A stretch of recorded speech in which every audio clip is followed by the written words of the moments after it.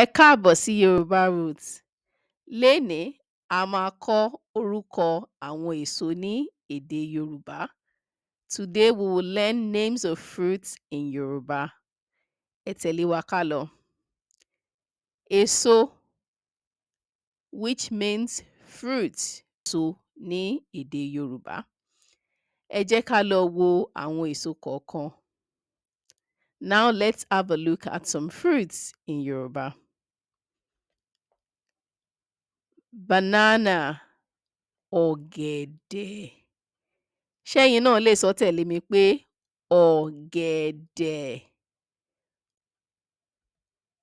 ọ̀gẹ̀dẹ̀. Banana, ọ̀gẹ̀dẹ̀. Ọsàn, ọsàn, orange.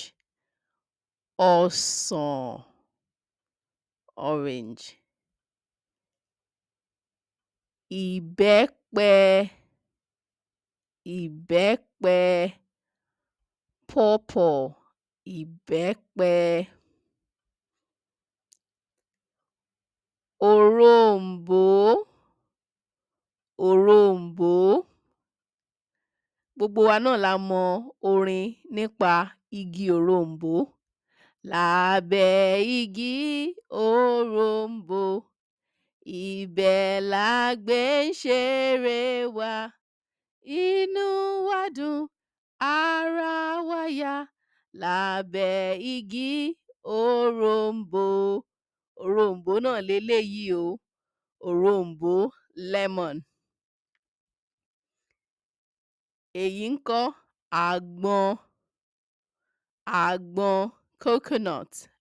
Àgbọn, àgbọn. Ọsàn wẹ́wẹ́, ọsàn wẹ́wẹ́ lime. Ọsàn wẹ́wẹ́ lime. Ǹjẹ́ ẹ rántí orúkọ tá à ń pe èso yìí? Kí ni à ń pe èso yìí? What is this fruit called? Do you remember? Ọsàn. Bẹ́ẹ̀ ni, ọsàn. Ẹ káre o. Ní báyìí tá a ti kọ́ èso ní èdè Yorùbá, mo lérò pé ẹ̀yin náà á máa pe àwọn èso yín ní èdè Yorùbá. Ẹ sọ fún wa nísàlẹ̀, àwọn èso wo ni ẹ̀yin fẹ́ràn? Èso wo lẹ dẹ̀ mọ̀ ní èdè Yorùbá? Ẹ ṣé gan ni o. Ó dàbọ̀. Ẹ dẹ̀ má gbàgbé láti darapọ̀ mọ́ chánẹ́ẹ̀lì wa. Kẹ́ ẹ dẹ̀ fẹ́ràn fọ́nrán wa yìí náà. Ó dàbọ̀ o.